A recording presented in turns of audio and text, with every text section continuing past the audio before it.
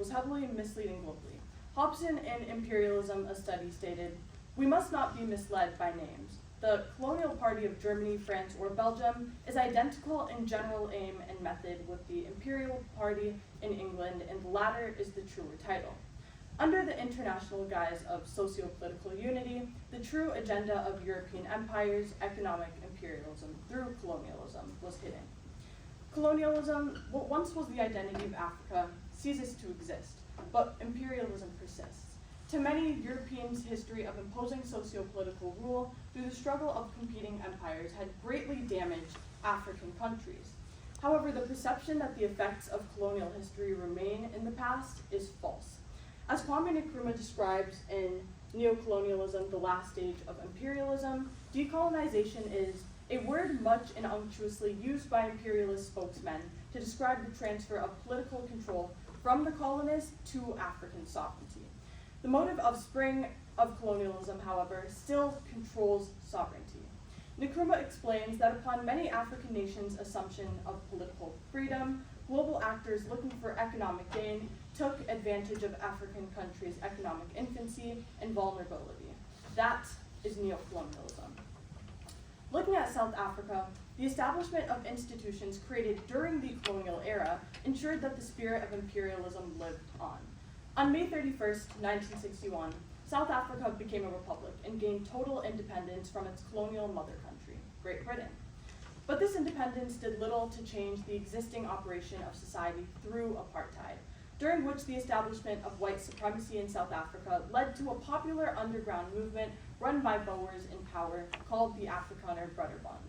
The goal of this movement was to promote nationalistic and cultural ideals of the Afrikaners, but it quickly turned into a political organization with an effect on policy and economic control.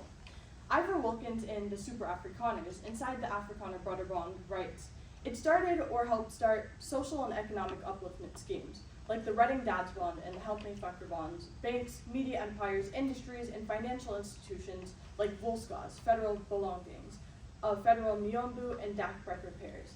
It had a direct hand in establishing the Rand Afrikaans University, now the University of Johannesburg. In modern-day South Africa, the Volkskas Bank Group and others have been combined into one of the largest banks in Africa, the Amalgamated Banks of South Africa, or ABSA. Its withstand of time in South Africa as a powerful economic institution is not a surprise.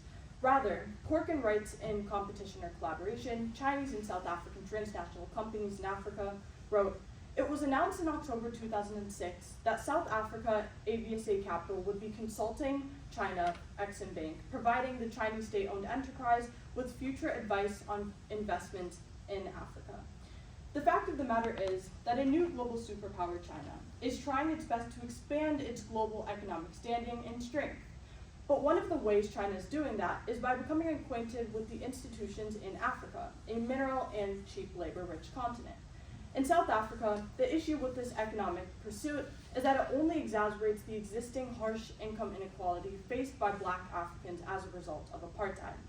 The effect of China attempting to gain a stronghold in African markets by using economic connections to existing institutions is a prime example of neocolonialism. In the Democratic Republic of the Congo, the struggle for sovereignty and independence heavily influences the current economic situation. On June 30th, 1960, when the DRC gained independence, Pan-Africanist and visionary Patrice Lumumba was elected prime minister. Unfortunately, Lumumba's promising leadership was cut short, and the possibility of African economic sovereignty was seen as a threat to Western hegemony. So through political interference backed by military power, the US was able to ensure the DRC installed a pro-Western government. After the assassination of Patrice Lumumba, dictator Mobutu Sese Seko, a political opponent and rival of Lumumba, assumed office in 1965 for the next 32 years. During this time, Seko continued acting as a puppet leader with no will to uplift his newly free country. His term in office continued the legacy of imperialism by ensuring global actors cheap access to valuable mineral resources like cobalt, gold, and diamonds, whilst he used public funds for personal gain. His successor, Joseph Kabila, followed in his footsteps, signing off full control of 15 of the 19 primary copper-cobalt mining fields to Chinese firms. Although these new trade deals seem to benefit the DRC through greater development of infrastructure, it is all but the same song of imperialism operating under a different tune. Deliberate measures to continue the spirit of economic exploitation of Africa for international capital gain lives through systematic imperialism.